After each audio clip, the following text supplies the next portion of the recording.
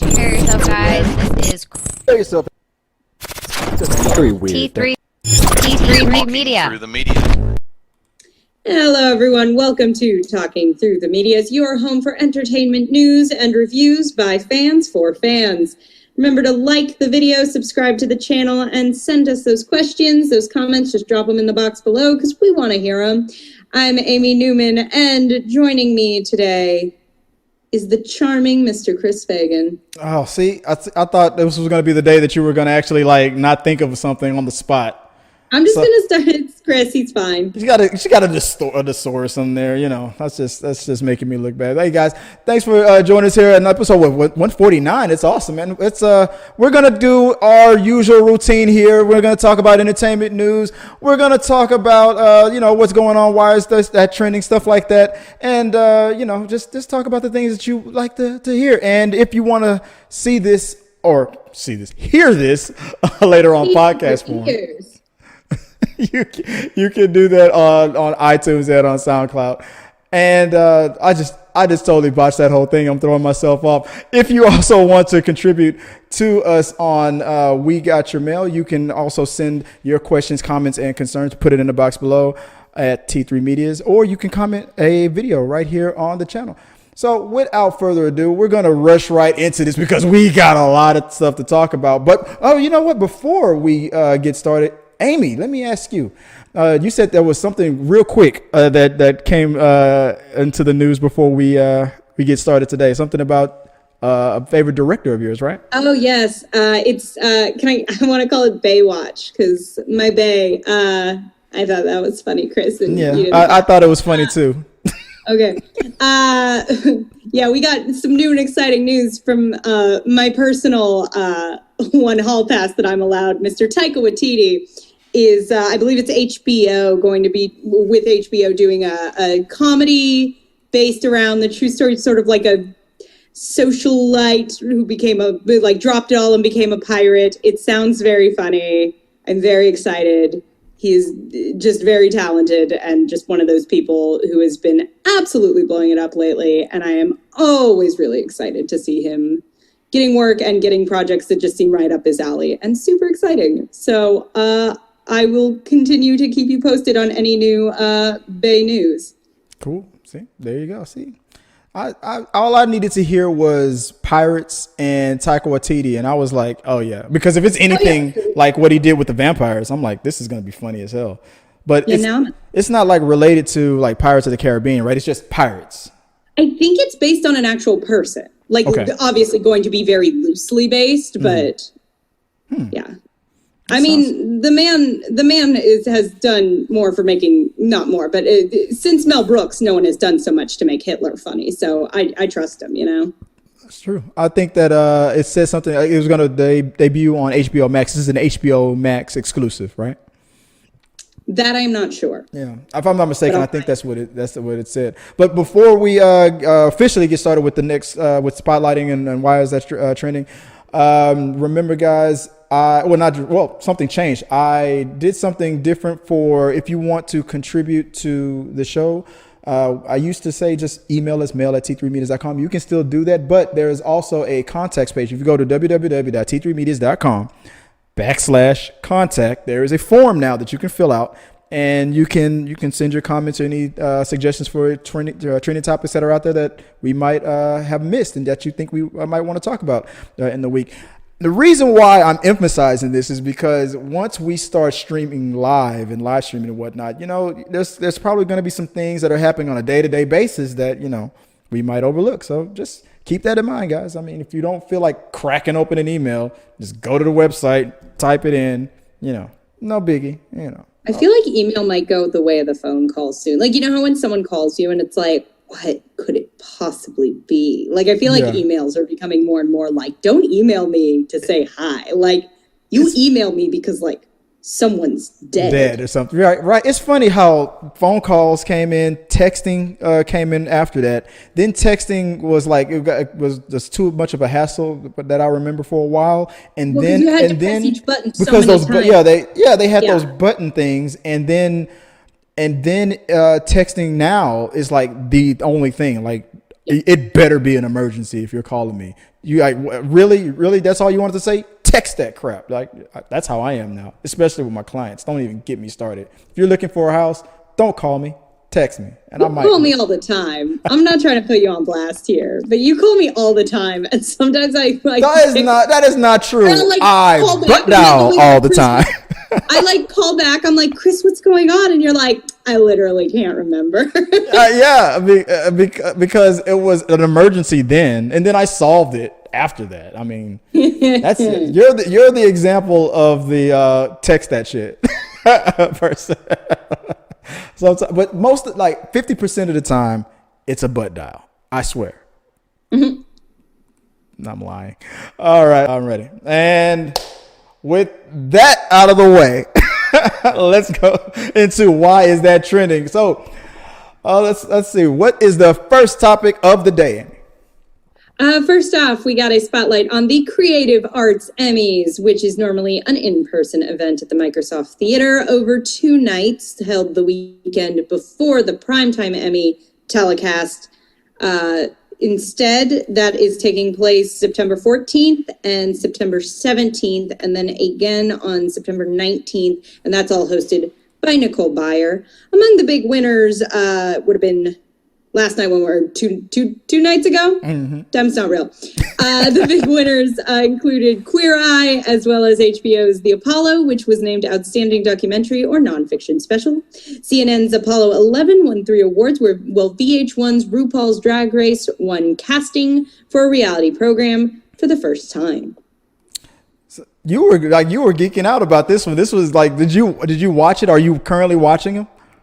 No, I always think it's kind of lame how it's like we have these, it's like we're going to bother to have a show honoring the people who make the art we like. And then, there's always the like real quick, like as they're coming back from commercials, like the Oscars do it, the Emmys do it, where it's like, oh, by the way, these shows also won. And here's a very, very quick clip. And then it's like, oh man, like you want to, so these are the awards of those awards that get like overlooked. Those are the ones. Those are your jam, right? Those are the ones you wanted to see. I mean, I like, I just think they're all important. Okay. I'm not saying I like live for the Creative Arts Emmys, but it's just like that's great. And again, a lot of times I think those award shows do help bring attention to like, hey, these people make the stuff you like happen just as much as the star of your favorite TV show does. Right. They put in you think like, and honestly something like, oh, casting on a reality TV, like someone finds like the Drag Race stars who have put drag on the mainstream map and are beloved, and like I don't even regularly watch the show, and I if I hear them mentioned, I'm like, oh, I know who that is, she's great. And giving some credit to like someone picks those people. Someone, it's always the like sound awards and stuff where you're like, the editing awards where you're like, I didn't think about that. But it takes a lot of talent and a lot of people beyond the people you think of to make good entertainment. Yeah, to put this stuff together. So yeah, it's good that people that we take for granted that we don't think of, who's really the glue that puts all this stuff together, that we're gushing over all the time, but they usually 9 times out of 10, they're just getting that credit mention, and we're probably overlooking that too. So it's nice, like you said, that they get a day, they get their own, they get an award. So you said this is usually what happens every year, right before the I guess the main show, I guess the big Emmys. Right. I believe they normally hold like the Creative Arts Emmys. Again, for most award shows, I think there's like the more technical awards, sort of the less publicized awards are held on a separate night. Mm-hmm. I know like for the Oscars, they always show the like, here's like the other party we had with all the people who did like all the tech stuff and all the, so I believe it's normally like one night for those, one night for the Emmys, and there's also the daytime Emmys. Yeah, I know about the daytime Emmys. I don't know when those are happening. I don't. I've never watched. In the daytime, I guess it's weird if they hold those at night. It would be weird if a daytime Emmy is aired at like midnight or something like that. They're probably so drunk. I heard that the Emmys is where people really get lit. Like that's the party. I think it's that and the Golden Globes. And the Golden Globes, yeah. The Golden Globes, everyone turns up, is what I've heard. It's like, what? Like, I mean, that's how I've decided. I'm like, they're like, do you want an Oscar? I'm like, I want a Golden Globe. I want to go to Globe because I heard what Meryl Streep does every year. It is crazy. I got to see it. I got to see just those ping pong balls, man. It's crazy. No, let's not spread that rumor. Guys, let us know if you let us know what kind of award shows that you might be watching that you don't think gets enough love and attention out there. Like I said, I've never even heard of these whatnot. I barely heard of the daytime Emmys. I think I've heard that Wayne Brady won a daytime Emmy before. I mean, so that's good. Yeah, that makes sense. Well, let us know what you guys think. Put it in the box below, and we'll talk about it, baby, on We Got Your Mail. So let's talk about the next topic of the day. What's up? All right. From BuzzFeed, Chris Evans had the best response after he accidentally posted a very not safe for work picture on his Instagram story. So as you may have heard, Chris Evans lit up the internet over the weekend when he accidentally posted a picture to his Instagram story that probably was not meant to go that public. Well, we all, of course, wanted to hear from Captain America himself, and late Monday, he tweeted out the perfect response. Now that I have your attention, vote November 3rd. Yeah, that's why I made sure to put on the lower third, like Chris Evans tells people to go to the polls. It's comedy. I was gonna put poll, but then I would think, I was trying not to be too. Get crude. it. Yeah. Our viewers are pretty smart. I'm pretty sure you guys get that. And we're talking about it. I mean, pointed out the joke now, so I think they're good. It happened, and we're talking about it, so it must be news. But I was like, do I want to look this up? Nah, I'm not gonna look this up. I didn't, because to me, and it's true. It's just, it is one of those double standards where it's like, if. And granted, I think it's a little different than stuff like the fappening or whatever, because at least no one hacked his stuff. But it's like, he didn't mean for that to be out there. Right. Like, if I ever slipped up and something like that happened, we've all opened our phone and gone, oh God, I hope they didn't look at my camera roll before I found the picture I was looking for. There was a text that was a text that I was trying to send to you that I almost sent to one of my real estate clients, and it was like a long one, like a real long one. It was like a copy and paste kind of a thing, and I didn't realize I was in. And I thought I hit the send button, and then I realized I didn't, and then I looked at the name, and it was so. These things happen, man. But YouTube. But at the end of the day, it's like, if you didn't happen to just catch it on his Instagram story, which I did not, it was like, I'm not going to invade the man's privacy more than it's already been invaded. You didn't. But there was a curiosity, but I was like, no, I will feel bad about that. He did not want that photo to be out there. What did he call it? America's ass. He didn't want to check on the movie. Wanted and knew I should. They were two different things, and I wanted Captain America to be proud of me, so I didn't. I mean, I thought it was. I think that was a very just funny, classy, just kind of the perfect way to handle it. Of this doesn't have to be the notes app, 3 paragraphs. It's like, all right, guys, there's bigger stuff going on in the world.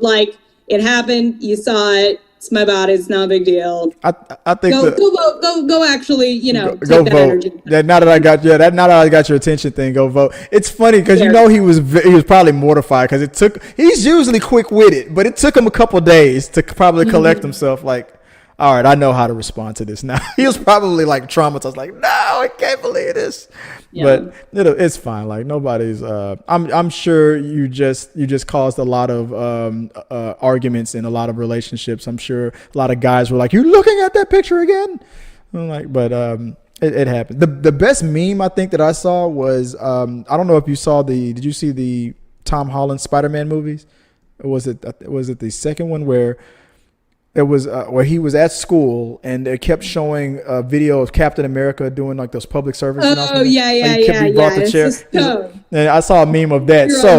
You got your photos out, your naked photos out on the internet. So you screwed up. Like Captain America chastising Chris Evans. That would have been hilarious if that would have circulated more. But like I said, this story came and it went. It rose and it fell, so to speak. I mean, it's a ding dong. Half of us got one. Yeah, half 49%. And honestly, it used to be 50%. Now 49% of the population have one. Now, women are the majority. It just got a little rare. Now I do want to see it. Now that I know it's rare, But besides that, guys, let us know what you think about Chris Evans' big story or small story. I don't know. We haven't seen it. And let like, can someone just describe it? Is that ethically okay? Like, give me a like if you shine a light behind it, and I just see the silhouette. If that's is that the same thing? Puppet, do like a hand puppet to give me just the approximate, like, what are we?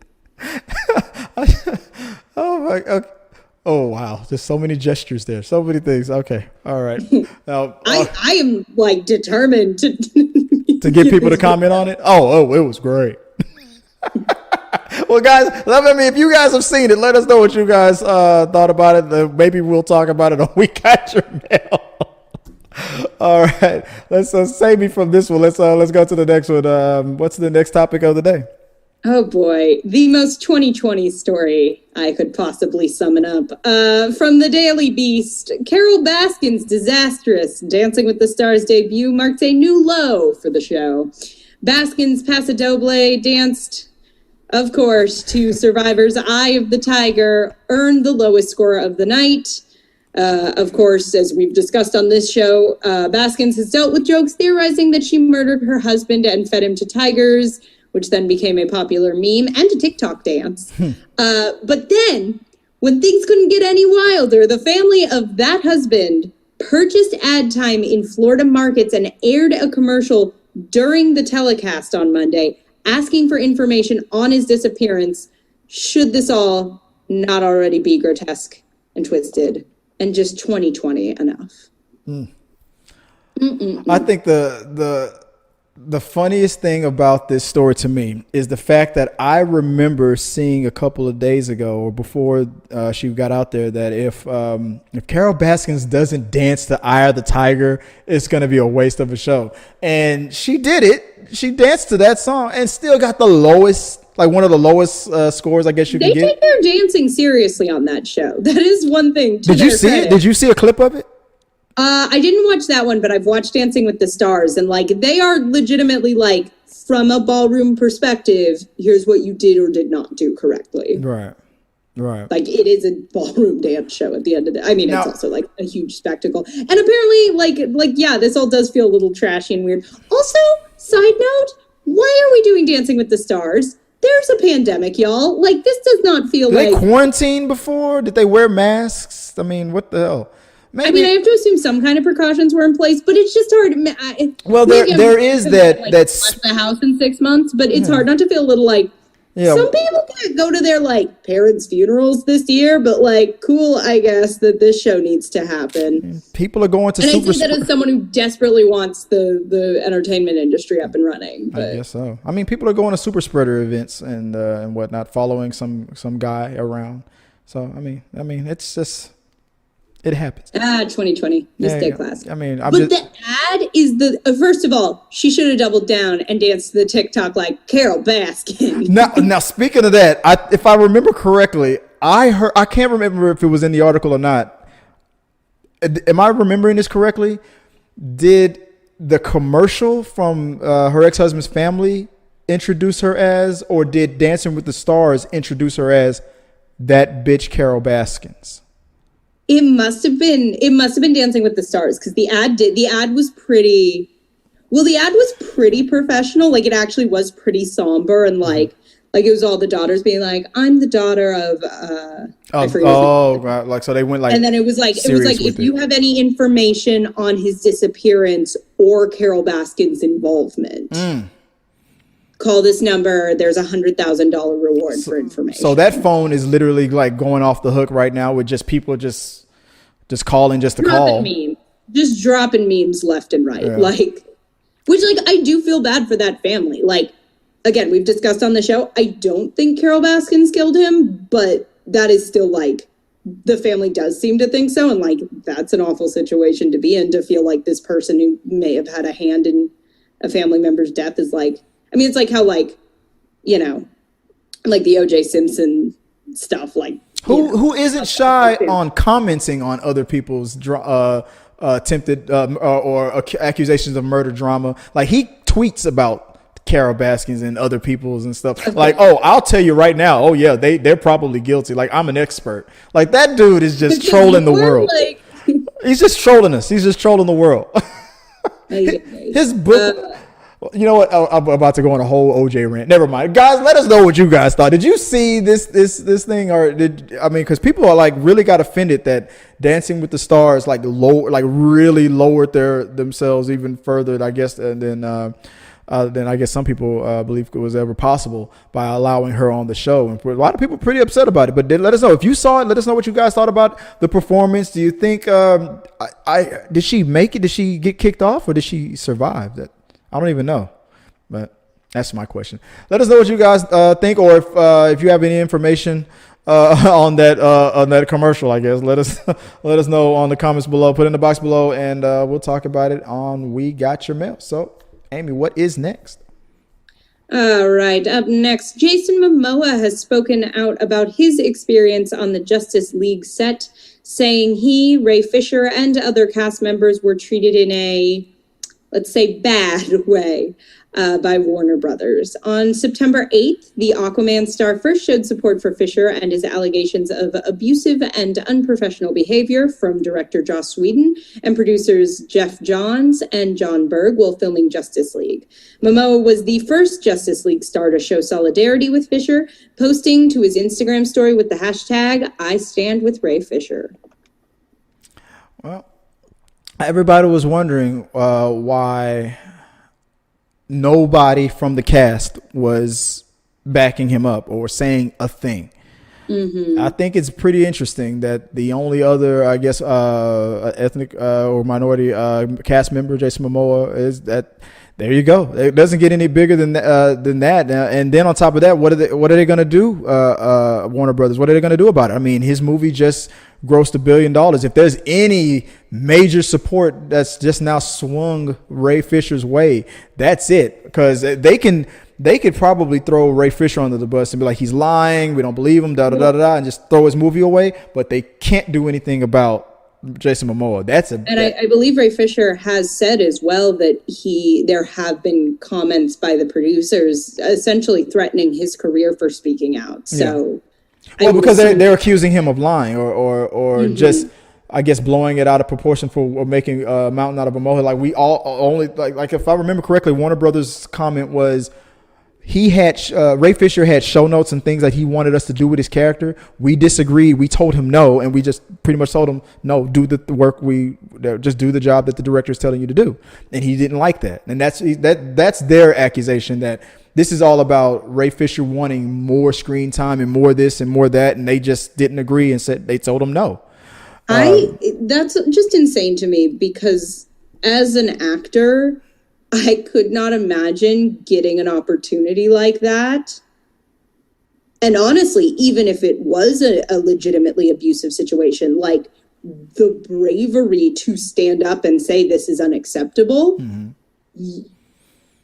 You are going up against Warner Brothers. You are going up against this giant corporate. You're going up against Joss Whedon, who's, quite frankly, a more recognizable name than you. And like, it shouldn't be that way, but you're risking being labeled like a difficult actor. And I'm not saying that's acceptable, that's what that means. I'm just saying I don't think any actor would do that to their career if it wasn't necessary in their eyes. I don't think anyone would go, I'm really going to risk all of this. I'm going to risk my, my piece of this pie because I didn't like that they gave me notes. I didn't like that they didn't take my notes. Right. That's just insane to me. Yeah.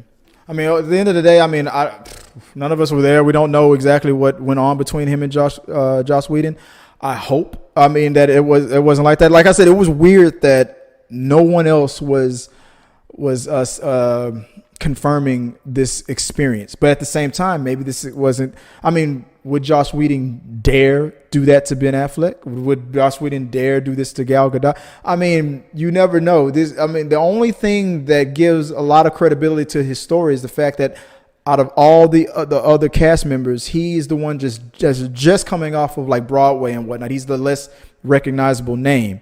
versus all the other guys. So maybe all the other guys had more ability to push back. I mean, I heard that Warner Brothers was bending over backwards to make the person who was cast as the Flash. Oh my God, there's another situation where I can't remember her name off the top of my head. The person cast as Flash, he was the Flash was being pushed and delayed repeatedly, and at one point they even gave the actor the ability to write a script and things like that, like bending over backwards for this actor. So it's like, and you weren't hearing things like that from other cast members, well, except Ben Affleck, but he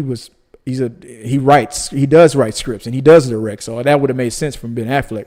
But Ray Fisher out of the whole cast was just not that known for these things, and I just feel like if it's true, then yeah, he I guess would be like a bully, how a bully can tell who they could get away with and who they can tease and whatnot. I would assume, I guess they thought that he was the one to do it. A lot of people also believe that maybe he was just doing it because, like I said, he feels like his movie isn't going to get made anymore. His character wasn't being utilized as everybody else's was, and maybe he was taking the opportunity, like what happened on the Glee situation, where now that Black Lives Matter is more popular now, maybe that's probably the position Warner Brothers is taking. Like he's just using current events to his advantage or something like that. But either way it goes, whether that's true or not, with Jason Momoa now backing him up, him sticking his neck on the line really does that. But not really to me. I mean, what is Warner Brothers going to do to Jason Momoa?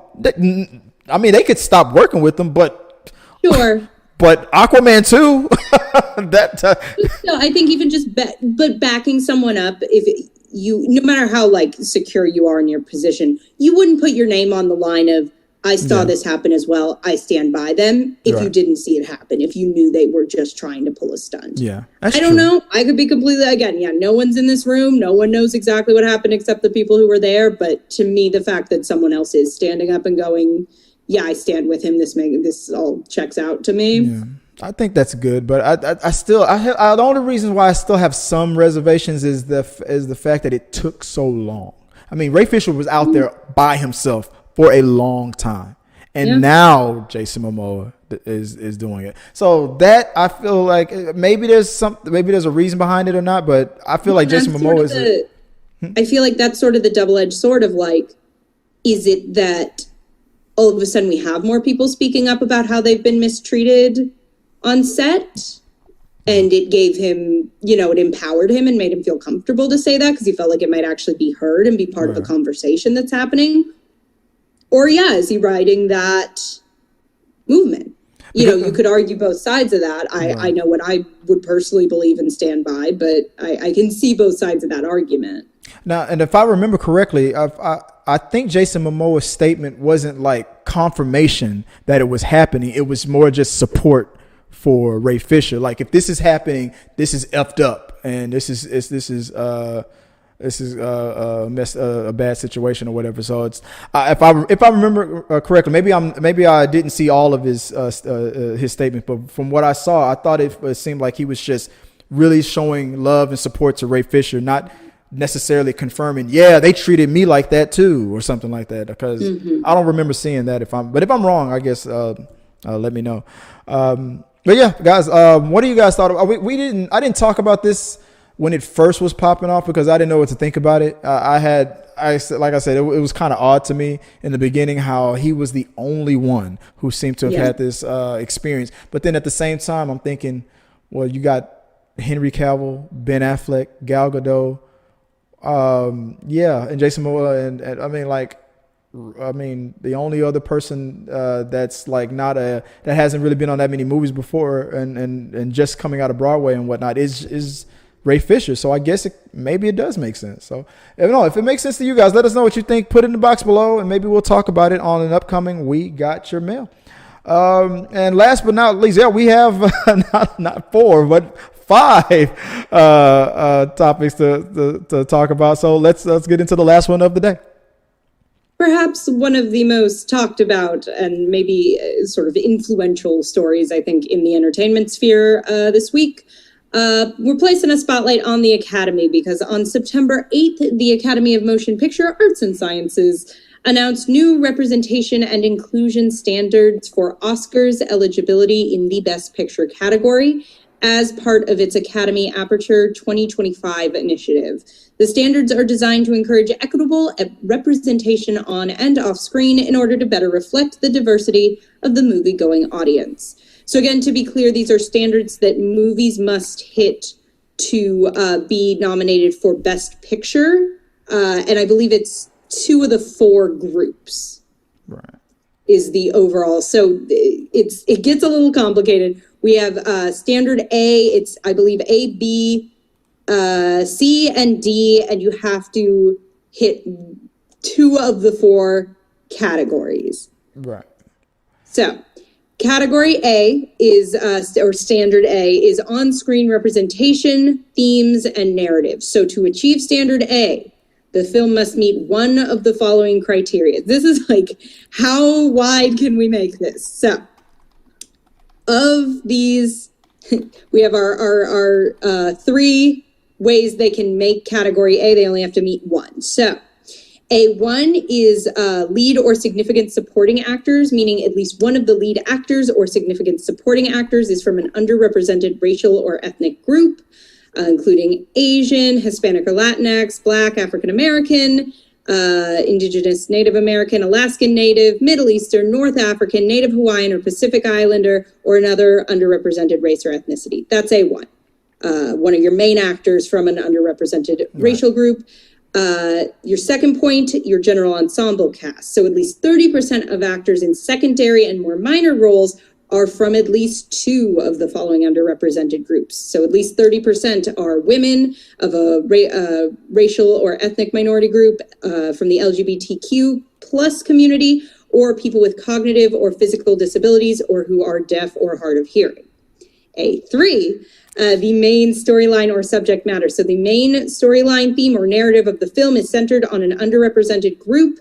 That would be women, racial or ethnic group, LGBTQ+, or people with cognitive or physical disabilities, or who are deaf or hard of hearing. So one of those 3 to hit that main point. They really made this difficult. Yeah, they have. Now, they made it very easy, but very complicated. I mean, yeah, like I was saying, you would have to. Let me go back. You would have to go out of your way to not be able to qualify in this. Like I said, if your main cast is all white and there's not a minority in there at all, no Asian, Hispanic at all, and whatnot, you don't qualify for A1. So let's move on to A2. At least 30% of all the actors in the secondary, let's say your main characters are all white, but okay, what about your co-stars, your secondary characters? I don't know. I will say I can think of plenty of like period piece films that are primarily about able-bodied straight white men. Like I will say, in a lot of ways, I think this category might be one of the least hit. You mean A1? I mean A in general, because I do think they're like representation. Well, no, but that's not true, because representation behind the camera is just as bad. Right. But I do feel like it's a very broad way to just be like, maybe don't make a movie about all straight white able-bodied dudes, but well, not necessarily. Movies are about straight white able-bodied dudes. Like, from what I understand, not necessarily what the movie is about, but just the actor themselves. Like if they have to be a member of one of these groups. I mean, like, the movie could be about a straight white male, but if the actor himself is gay, then I think that's a check. From what I understand, and like standards, and then moving on to like standards B, which and I won't go through the whole thing because it kind of repeats a lot of the points, but at least 2 of the following. I'm sorry, B1, creative leaderships and department heads. At least so 2 of the following. Leadership and project team is sort of your main group, and they have to meet one of those criteria. Right. Casting directors, cinematographer, composers, costume designers, directors, editors, hairstylists, makeup artists, producers, production designers, set decorators, sound VFX supervisors or writer are from the following underrepresented groups, like women, racial or ethnic, LGBTQ, people with cognitive or physical disabilities, or who are deaf or hard of hearing. So it says here, at least one of those positions must belong to the following underrepresented racial group. One of those positions. So, in Hollywood, from what I understand, I'm like, maybe like I said, maybe the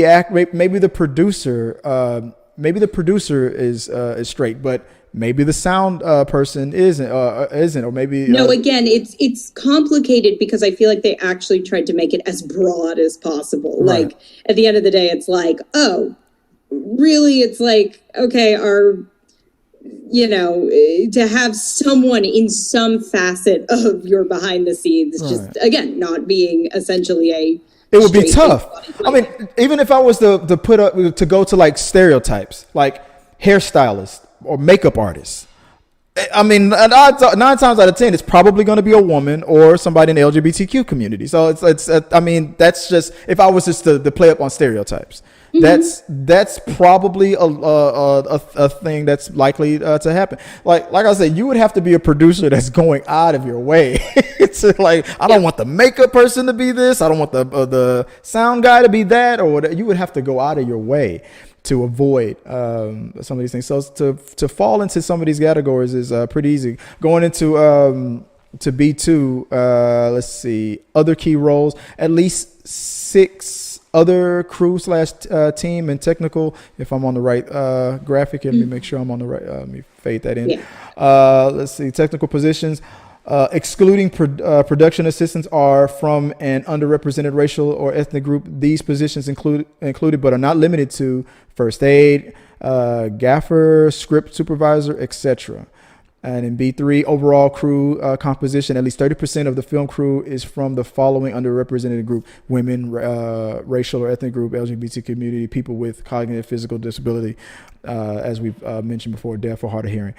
And that's B. So it does. You're right. It does just start getting like, if you've ever been on a major film set, like right. Your first AD, your second AD, your gaffers, your makeup, it's like the idea that at least one of them won't be something like I'm black on my grandmother's side and whatever something. That's where it does start getting weird to me. Of like, do you have to like sit down with like all your gaffers? And it's like, so is anyone here? Tell me about your Mima. Bisexual? We'll take bisexual. Like what? It's like you're auditioning to I'm uncomfortable. I was told you legally could not ask me these questions or something like that, right? I thought the Constitution meant you couldn't ask these questions. But it's not about asking those questions in an audition. It's about when I guess an auditor comes out from the Oscars, like, let's make sure that you didn't discriminate against anybody. But what's the standard C? I have that graphic up right now. Standard C, I think actually for me personally is like the most sort of this is standard C is what industry access and opportunities. Yes. So to achieve this one, you actually have to hit both of the criteria. So that's a paid apprenticeship and internship opportunity. So the film's distribution or financing company has paid apprenticeships or internships that are from the following any of those underrepresented groups we discuss. So like an ongoing paid apprenticeship or internship, inclusive of underrepresented groups, including racial or ethnic groups, for production development, physical production, post, music, visual effects, acquisition, business affairs, et cetera, et cetera. And then you are also talking, having at least 2 interns or apprentices from the underrepresented groups in those departments, in those apprenticeships, as well as having training opportunities and skill development.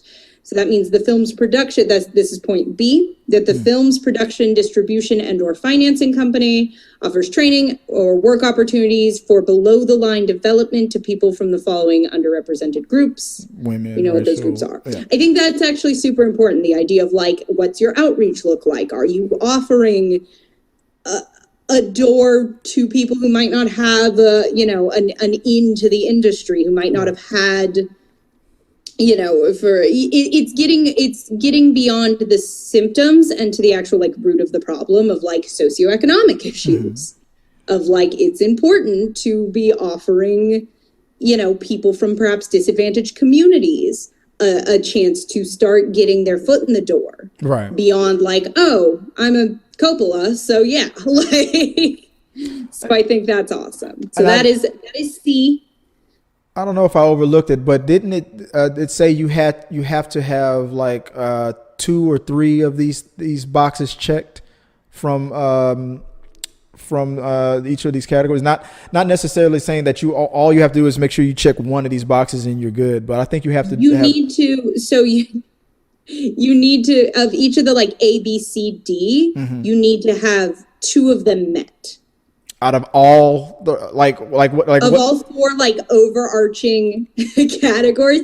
Academy, you made this too hard on us. Right. So out of the 4, like basically if you break it down as like cast, behind the scenes, internships, and I believe it's like audience development, you need to hit 2 of those 4. Right. So like for acting, that could be like you have a lead who's in one of those groups. You have 30% of your like smaller casts in those groups. For the internship, it's like 2 boxes you have to check. So the categories vary, but you have to check 2 of the categories. Right. Okay. And the last one in category D is standards D. Representation in marketing, publicity and distribution. The studios and or film company has multiple in-house senior executives from among the following underrepresented groups. Must include individuals from underrepresented racial or ethnic groups on their marketing, publicity, and or distribution team, women, racial or ethnic groups. And then it goes down the list of all the different races and ethnicities, and then LGBTQ communities and people with physical disabilities. All categories other than Best Picture will be held to their current eligibility requirements.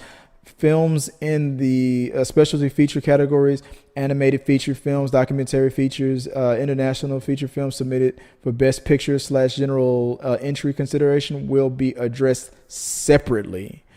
And that's all the standards from that's a lot of words. Yeah, so it covered a lot of ground. But have a couple not straight white guys in there, maybe. Yeah. Kind of all we're really, and it probably is. I don't know. What do you think about this? Like, I feel like normally I'm so like, yes, affirmative action. Let's like fight against sort of the natural bias of stuff. And this sits a little wrong with me. And I don't know if I'm the only one. I mean, the only thing that I kept hearing about was people were trying to, when they were doing like a pushback against it, they were making an example like the movie. I think there was an article that said that the movie 1917 would not have qualified for this, which yes, they still could have. You just didn't hit box A. You just didn't hit box A, but yeah, exactly. But A2 and A3, you definitely did. So they another article came out in defense and said no, that's incorrect. It absolutely does qualify, and it broke down the reasons why. It's even if you're going to make a movie entirely about straight, cis, able-bodied white guys. Yeah. Fine. Just have... there's B.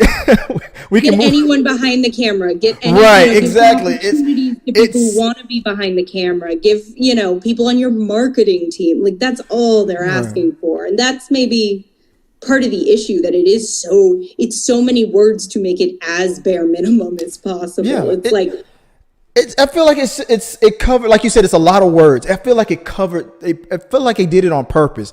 Like we were talking about before we started. I think that this was more about just putting hey, look what we're making progress. We're being progressive kind of a thing, but really technically nothing changed because they might as well have had a category. If you inhale oxygen and exhale carbon monoxide, you're qualified for an Oscar. I think they purposely got their lawyers together and said, what are the standards that every movie pretty much have been meeting anyway, and make sure that it's all covered, and just so we can put something out there to say that we've that we're doing something. Not to say that they're being two-faced on their reasons behind it. There's probably this is probably a good thing to just to let you know that this is where the line is, even though nobody can really break it or cross it.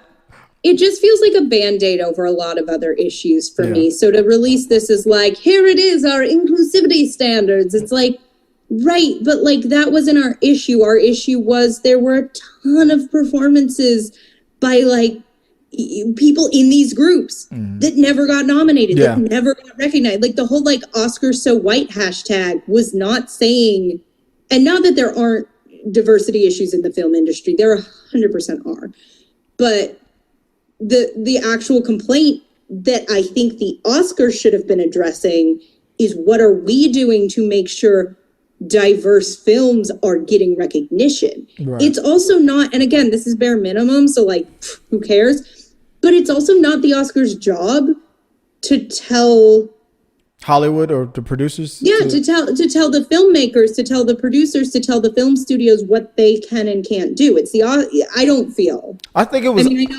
I think it was both. It's a little like a weird, like, I know you're the Academy that oversees a lot of this stuff, but at the end of the day, I think putting sort of half-ass rules in place rather than working, it feels like a negative way to go about this, as opposed to going, how can we, like things like that internship program, how can we encourage more internship programs, more scholarships?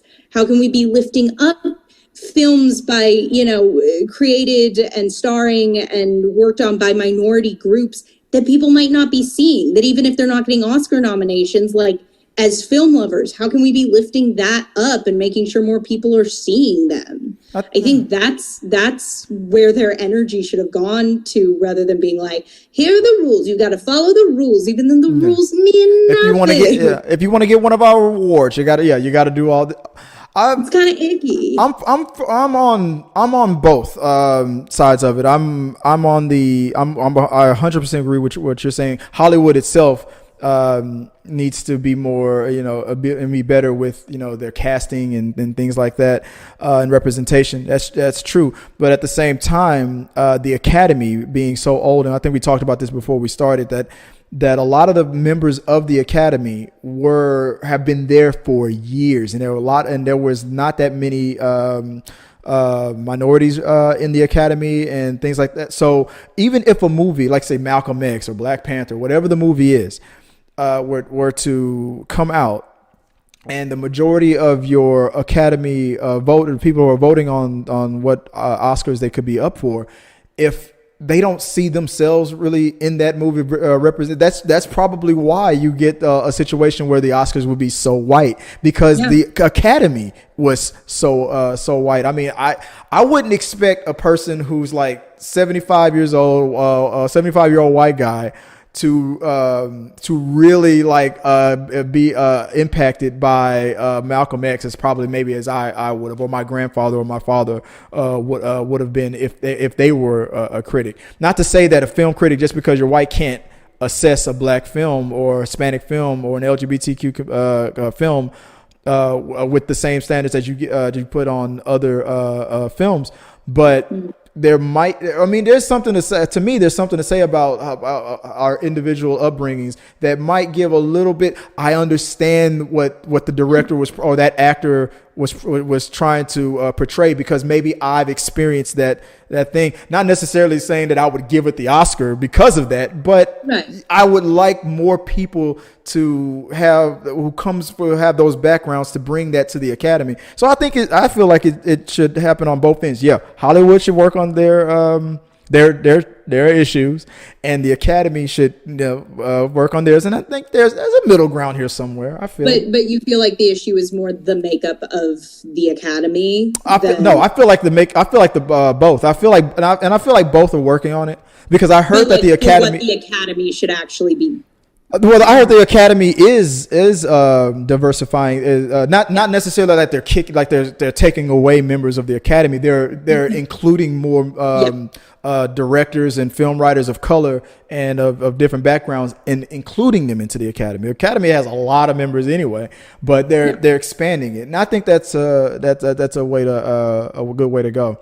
I think the other thing that bothers me about that, because I'm always, again, it's like, why is this sitting wrong with me? Because I'm normally a person who's really excited to hear this kind of stuff's happening. Mm.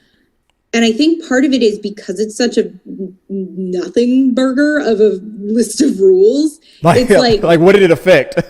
Yeah, you changed nothing and you gave crappy people an excuse to start going, well, they just got hired because the Academy rules set, and like what? You're giving people right. ammunition and causing and affecting no actual change, and that sucks. On the YouTube streaming side of it, this is what I'm pissed off about. There are people who are out there who have channels out there who just like to excite and get people angry about something, like something to gripe about. There are people who won't even read the rules the way we just did and go through it and see what it all really means, and will just complain about A1 and be like, well, if you better make sure that at least one person, your movie could be all about a period piece that only had white people in it, but you better hire a group or somewhere in there, or otherwise you won't be qualified for not purposely overlooking the rest of the rules. Or even worse, there's probably other channels who 100% understand how it works and are purposely going to tell their audience, look, I guess this movie won't be qualified because just to get clicks and to anger people and to further confuse people. So we're a generation of headline skimmers. Yeah. I've tried to at least get better about acknowledging, like, I read an article. I mean, I read the headline and I don't know more than that. I mean, my friend just told me about it. Yeah. I saw a tweet. That's all way we get our information from. Oh, I don't have to click on this link. I already know that I'm outraged. That's just the way we are now. But all right, guys, that is the show. Once again, thank you guys for watching and just having this little experience with us. And as we went through a lot of topics here, remember, if you want to send a topic to us, you can do that by emailing us at mail@t3medias.com, or you can go to the website t3medias.com/contact and send us a topic that you think we want to cover here on the show that you think we should talk about. You can also reach out to us on YouTube, on Facebook, on Instagram, Twitter, and TikTok, as long as that's still a thing, at T3 Medias, if you want us to respond to one of your comments on We Got Your Mail. So be sure to do that. Like I said, guys, appreciate you. And Amy, once again, for helping me out on the show. Amy, if you don't mind letting the people out there know, once again, where they can find you online. Yeah, thanks for watching, guys. I'm on Instagram at amy.n.newman and on Twitter at amy_n_Newman. And guys, you can always find me. It's Chris Fagan 1980 on Twitter and on Instagram. Hey, don't forget, guys, Talking to the Medias was brought to you in front of a live studio audience of nudie pictures of Chris Evans. Ooh. Enjoy.